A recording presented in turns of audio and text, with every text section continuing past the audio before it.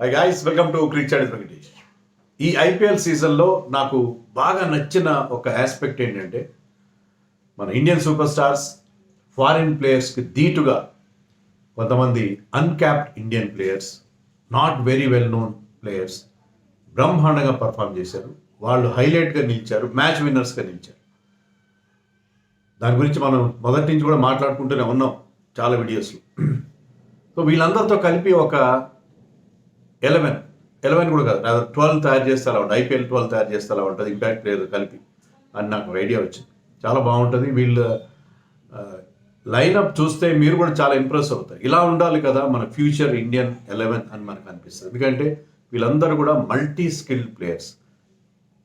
Batsmen అందరూ కూడా bowling చేస్తారు, బౌలర్స్ అందరూ కూడా చాలా వరకు బ్యాటింగ్ కూడా చేస్తారు. ఇలాంటి ఒక టెంప్లెట్తో మనం ముందుకు వెళ్ళాల్సిన పరిస్థితి. వీళ్ళందరూ కూడా ఫియర్లెస్గా ఆడడం, బిగ్ హిట్స్ కొట్టడం, తర్వాత ఈ ఫార్మాట్కి తగిన మైండ్ సెట్ ఉండడం. సో బిగ్ హిట్స్ కొట్టడం ఒకటే గొప్పతనం కాదు, అలాగే బౌలింగ్లో కూడా వికెట్ టేకింగ్ ఎబిలిటీ ఉండే బౌలర్స్ ఉండడం, నాట్ జస్ట్ కంటైన్మెంట్. సో ఇలాంటి ఒక టెంప్లెట్తో మనం ఒక 12 తయారు చేసుకున్నాం. ఇది బెస్ట్ అవునో కాదు నాకు తెలీదు. కొంతమంది ఇంపార్టెంట్ ప్లేయర్స్ మిస్ కావచ్చు, ఎందుకంటే ఇక్కడ అకామిడేట్ 12 ప్లేయర్స్ అందరినీ చేయలేం కదా, అంతమంది బౌలింగ్ టాలెంట్ ప్లేయర్స్ ఉన్నారు. సో ఇది నేనైతే నా 12 ఇస్తాను, మీ 12 ఏదో నాకు చెప్పండి. ఇది చాలా ఇంట్రెస్టింగ్ ఎక్సర్సైజ్. దీనివల్ల ఏంటంటే మనకి కొన్ని పర్ఫార్మెన్సెస్ హైలైట్ అవుతాయి. వీళ్ళలో కొంతమంది డెఫినెట్గా ఫ్యూచర్లో ఇండియాకి ఆడతారు. బిగ్ స్టార్సే పొటెన్షియల్ కూడా వాళ్ళలో మనకి స్పష్టంగా కనిపిస్తుంది. అందుకని ఈ ఎక్సర్సైజ్ మనం చేద్దాం. అక్కడ నేను డిస్ప్లే చేస్తాను చూడండి నా 12. కోర్స్ ఓపెనర్గా అభిషేక్ శర్మ విషయంలో ఎవ్వరికి ఎలాంటి అభ్యంతరం ఉండదు. He has performed wonderfully well. Travis Head, Heinrich Klaasen లాంటి ఇంటర్నేషనల్ స్టార్స్ తీసిపోయిన విధంగా సన్ రైజర్స్ హైదరాబాద్ పర్ఫామ్ చేశాడు. బిగ్ సిక్సర్స్ కొట్టడం కానీ, ఫియర్లెస్ బ్యాటింగ్ కానీ, అల్ట్రా అగ్రెసివ్ అప్రోచ్ కానీ అతని దగ్గర మనకు కనిపించింది. Left hander and he can also bowl a bit of left arm spin. Power ప్లేలో కూడా వేయగలడు. సో అతనుకున్న ఆ స్కిల్ సెట్ చాలా important skill set, and is a left hander. So he will open. అతనికి తోడుగా మరొక అభిషేక్ దొరికాడు, Abhishek pearl, tall Delhi wicket keeper. ఈ టాల్ ఢిల్లీ వికెట్ కీపర్ చాలా బాగా పర్ఫామ్ చేశాడు. ఫస్ట్ సీజన్ లాస్ట్ ఇయర్ అంత గొప్పగా చేయలేదు, కానీ ఈ సీజన్లో అతనికి టాప్ ఆర్డర్లో అవకాశం వచ్చింది. ప్రతిసారి చాలా అగ్రెసివ్గా బ్యాటింగ్ చేయడం అతను చూసాం మనం, అండ్ కీపింగ్ కూడా బాగా చేస్తాడు. సో ఇద్దరు లెఫ్ట్ హ్యాండర్స్ ఓకే. మనకి Matthew Hayden, Gilchrist, Travis head, Abhishek Sharma, అలాగే వీళ్ళిద్దరు కూడా. సో వీళ్ళిద్దరు ఓపెన్ చేస్తారు. ఇక్కడ ఇద్దరు బెస్ట్ ఓపెనింగ్ వీళ్ళే కనిపించారు నాకు. నెంబర్ 3లో Riyan Parag. So wicket keeper కూడా మనకు సెటిల్ అయిపోయాడు, అభిషేక్ పొరల్. నెంబర్ 3లో Riyan Parag has been a revelation this season. అతను 3-4 సీజన్గా ఆడుతున్నాడు ఐపీఎల్లో. ఇదే రాజస్థాన్ రాయల్స్ వాళ్ళు అతని మీద ఫెయిత్ ఉంచారు, కానీ ఈ సీజన్లో పర్ఫామ్ చేసినట్టుగా ఎప్పుడు పర్ఫామ్ చేశాడు, బ్రహ్మాండంగా పర్ఫామ్ చేశాడు. And he has been doing extremely well. And ఇతను కూడా కొంత బౌలింగ్ వేస్తాడు, ఆఫ్ స్పిన్నర్స్, లెగ్ స్పిన్నర్స్ 2 రకాలు వేయగలడు. అతనికి కత్తికి 2 వైపులా పదును. So Riyan Parag has done wonderfully well. అతను కూడా 6 ఎబిలిటీ చూపించాడు, కన్సిస్టెంట్గా పర్ఫామ్ చేసిన సీజన్లో. అండ్ ఈజ్ టెరిఫిక్ ఫీల్డర్, ముఖ్యంగా డీప్లో మంచి క్యాచ్లు పడతాడు. గ్రౌండ్ ఫీల్డింగ్ కూడా ఫాస్ట్ అవుట్ ఫీల్డ్ చూసాం చాలా చోట్ల. అక్కడ ఏంటంటే ఫుల్ డైవ్ కొట్టడం, అథ్లెటిక్గా పరిగెత్తడం, తన బాడీ ఆన్ ద లైన్ పెట్టి అతను ఫీల్డింగ్ చేయడం లాంటివి చూసాం మనం. So is a very good asset. Definitely India మెటీరియల్గా కనిపిస్తున్నాడు ఇప్పుడైతే అతను. నెంబర్ 4లో మన తెలుగు కుర్రాడు, proud to have a Telugu guy in this lineup, Nitish Kumar Reddy. మంచి భవిష్యత్తు ఉన్న కుర్రాడు, చాలా బిగ్ హిట్టింగ్ చేయగలడు, కాన్ఫిడెన్స్ అవుతాను నాకు. నేను మంచి ఆల్రౌండర్ అవుతాను, మంచి ఫీల్డింగ్ చేస్తాను, రన్నింగ్ బిట్వీన్ ద వికెట్స్ బాగా చేస్తాను అని తన ఎబిలిటీ మీద అతనికి ఆ గట్టి నమ్మకం, ఆత్మవిశ్వాసం ఉన్నాయి. అండ్ ఇప్పటికీ బౌలింగ్లో ఇక ప్రూవ్ చేసుకోవాల్సింది. కొంచెం ఎక్స్పెన్సివ్ అవుతున్నాడు, బట్ అతనికి అవకాశాలు ఇస్తున్నాడు ప్యాట్ కమిన్స్ ఎంతో కొంత, అది మనం మెచ్చుకోవాల్సిన విషయం సన్ రైజర్స్లో. And his batting has been wonderful. So అతను కన్సిస్టెంట్గా ఆడుతున్నాడు, బిగ్ హిట్స్ కొడుతున్నాడు. సో అతను కొట్టే కొన్ని shots against some top class bowlers మనం నోరెళ్ళబెట్టేలా వావ్ అనేలా చేస్తుంది. So he's a bundle of talent this guy. మనకి కావాల్సిన సీమ్ బౌలింగ్ ఆల్రౌండర్ విషయంలో అతన్ని ప్రాపర్గా మనం selectors have to keep in the loop. అంటే టీంలో సెలెక్ట్ చేయాలని కాదు ఇమీడియట్గా, ఇంకా అతనికి as a long way to go. Even Abhishek Sharma విషయంలో కూడా యువరాజ్ సింగ్ చెప్పింది అదే, అతను ఇప్పుడే రెడీ కాలేదు, ఇండియా టీం ఇంకా రెడీ అవుతారు. అతని మెంటర్ అభిషేక్ శర్మ మెంటర్ యువరాజ్ సింగ్ చెప్పింది అదే.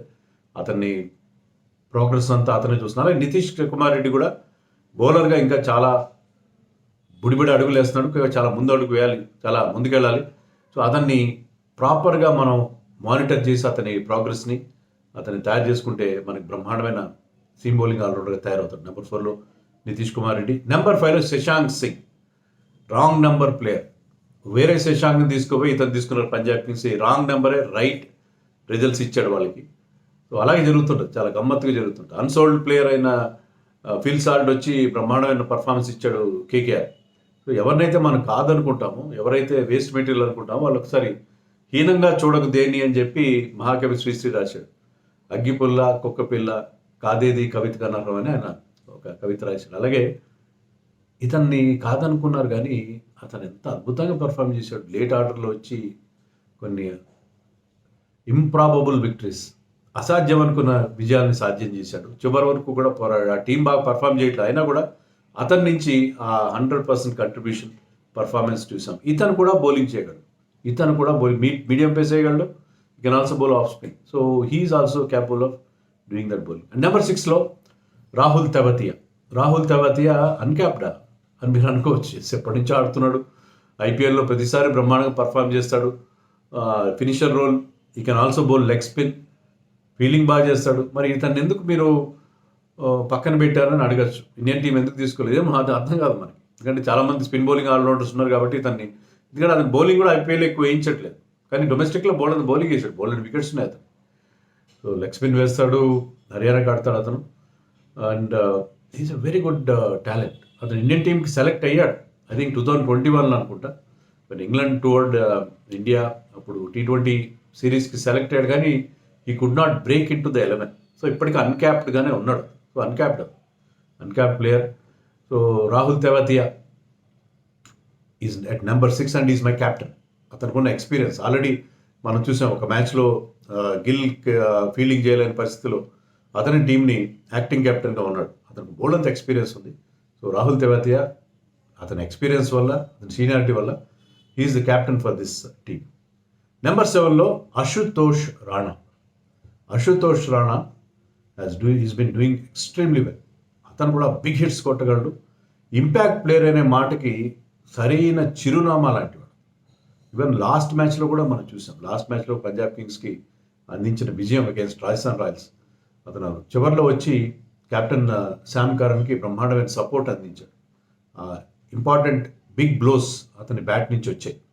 సో ఇంపాక్ట్ ప్లేయర్ అంటే ఇలా ఉండాలి అనే దానికి ప్రాపర్ ఎగ్జాంపుల్ ఈ అశుతోష్ రాణా.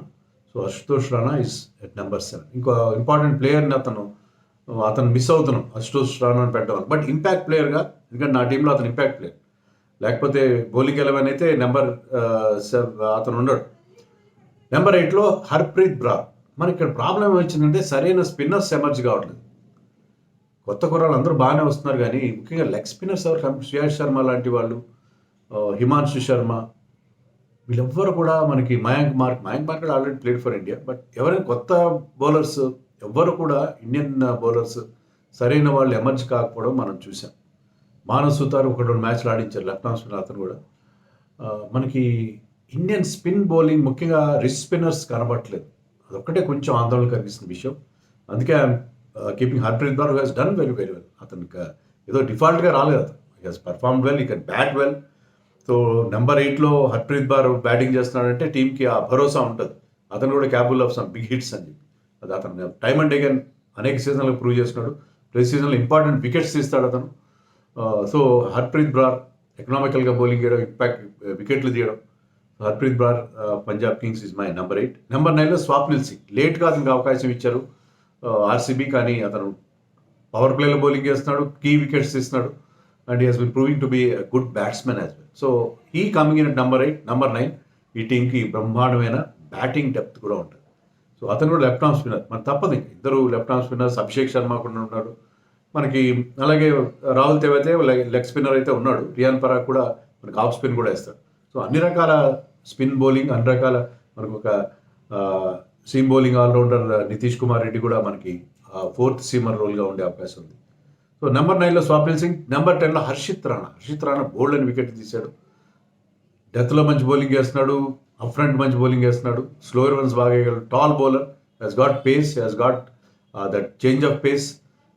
చాలా ఇంప్రెసివ్గా పర్ఫామ్ చేశాడు Harshit Rana from Delhi, playing for KKR. So Harshit Rana is my number 10. Number 11లో Mayank Yadav, he has got speed ఉంది, 150 వేయగల బౌలర్. తక్కువ మ్యాచ్లో ఆడి ఇంజరీ ప్రోన్ అంటే ఇంజరీతో సంబంధం అతని పొటెన్షియల్ ఆధారంగా మనం పిక్ చేస్తున్నాం, కానీ ఆడిన మ్యాచ్లో చాలా ఇంపాక్ట్ క్రియేట్ చేశాడు. యాక్యురేట్ బౌలర్, పేస్ ఉంది, యాక్యురసీ ఉంది, వెరీ వెల్ డైరెక్టెడ్ బౌన్సర్ ఉంది. సో కంప్లీట్ ప్యాకేజ్గా ఉన్నాడు మయాంక్ యాదవ్. ఫిట్నెస్ కనుక ఇంప్రూవ్ చేసుకుంటే బిగ్ ఎస్సెట్ అవుతాడు Indian team.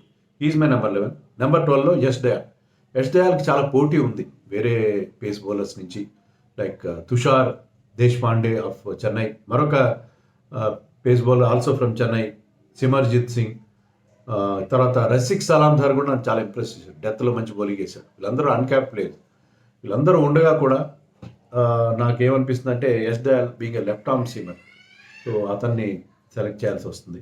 So Yash Dayal has done well, అతని దగ్గర వేరియేషన్స్ ఉన్నాయి, అతని దగ్గర స్లోయర్ వన్స్తో పాటు లెఫ్ట్ ఆర్మ్ వెరైటీ ఉంది, and he can also swing the ball. So Yash Dayal being a left arm seamer నా టీంలోకి అతను రావడం. ఇది నా 12. దీంట్లో కొన్ని పేర్లు మిస్ అవుతున్నాయి, ఖచ్చితంగా మిస్ అవుతున్నాయి. ఫర్ ఎగ్జాంపుల్ ఆయుష్ బదోని ఈ సీజన్లో పెద్ద నేమ్స్ ఫెయిల్ అవుతున్నారు ఎల్ఎస్జీ తరఫున, కానీ అతను టీం డౌన్ అండ్ అవుట్గా ఉన్నప్పుడు వచ్చి కొన్ని ఇంపార్టెంట్ నాక్స్ ఆడడం మనం చూసాం. పాకెట్ రాకెట్, బ్రహ్మాండమైన పర్ఫార్మెన్స్ అతని నుంచి ఈ ఢిల్లీ కురాడు ప్లేయింగ్ ఫర్ ఎల్ఎస్జీ.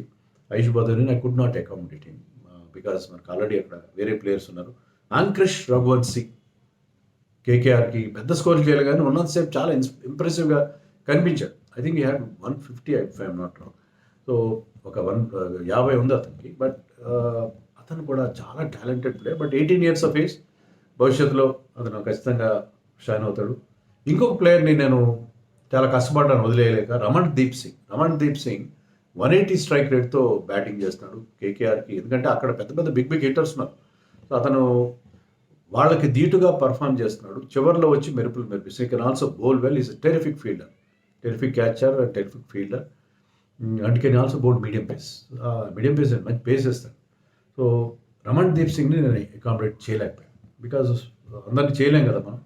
సో ఇలాంటి ప్లేయర్స్ కొంతమంది మిస్ అవుతున్నారు. ఇంకా కొన్ని పేర్లు నేను నాకు ఇమీడియట్గా స్ట్రైక్ అయినవి నేను చెప్పి 11 తయారు చేశాను. కొన్ని పేర్లు నేను మిస్ అయ్యి ఉండొచ్చు, మిస్ అయితే మీరు కామెంట్స్లో నాకు చెప్పండి. మీరు ఉన్నాడు సాయి సుదర్శన్ ఎందుకు పెట్టలేదు? Sai Sudarshan already played for India. ఇక్కడ ఏంటంటే మనం తీసుకున్నది ఇండియాకి ఏ ఫార్మాట్లో ఆడని వాడు, టెస్ట్లో కానీ వన్డేలో కానీ T20sలో కానీ ఏ ఫార్మాట్లో ఇండియాకి ఆడని ప్లేయర్స్ మాత్రమే తీసుకున్నాం. ఆల్రెడీ ఇండియా కలర్స్లోకి వెళ్ళిన ఇండియా క్యాప్ సాధించిన వాళ్ళు ఏ ఫార్మాట్ లేని వాళ్ళుగా ఎవరైతే ఇంతవరకు ఇండియాకి ఆడలేదో అలాంటి వాళ్ళే మనం తీసుకున్నాం. కాబట్టి సాయి సుదర్శన్ రాడు, Rajat Patidar also played for India, test మ్యాచ్లు కూడా ఆడాడు. సాయి కిషోర్ రాడు, వీళ్ళెవరు రారు, ఎందుకంటే they already played for India. So వాళ్ళు కాకుండా ఇండియాకి ఆడని ప్లేయర్స్ మాత్రమే మనం తీసుకున్నాం. ఇది చాలా ఇంప్రెసివ్గా ఉంది. నాకు నచ్చింది ఏంటంటే దీంట్లో అందరూ బౌలింగ్ వేస్తారు, బ్యాట్స్మెన్ అందరూ, అండ్ బౌలర్స్లో చాలా వరకు వాళ్ళు కూడా మంచి బ్యాటింగ్ చేయగలరు. యంగ్స్టర్స్ రాహుల్ తెవాతియా లాంటి వాళ్ళని మినహాయిస్తే, శశాంక్ సింగ్ కూడా అంత యంగ్ కాకపోవచ్చు, but they are all very good, మంచి fielders, most of them are good fielders. తర్వాత వీళ్ళకి ఆ ఫియర్లెస్నెస్ ఉంది. సో ఇలాంటి టీం చాలా బాగుంటుంది కదా. భవిష్యత్ Indian cricket teams future is in safe hands అని వీళ్ళందరూ మనకి ప్రూవ్ చేస్తున్నారు. వీళ్ళతో పాటు ఆల్రెడీ కొన్ని మ్యాచ్లు ఆడిన ప్లేయర్స్, సాయి సుదర్శన్ లాంటి వాళ్ళు ఉన్నారు. సో వీళ్ళందరూ ఉండగా మనకి ఓళ్ళంతా బెంచ్ స్ట్రెంత్ ఉంది. సో మనకి సెలెక్టర్స్కి ఎప్పుడు కూడా అదొక సమస్య అవుతుంది, ఏంటంటే ఎవరిని తీసుకోవాలి ఎవరిని పక్కన పెట్టాలని సమస్య అవుతుంది.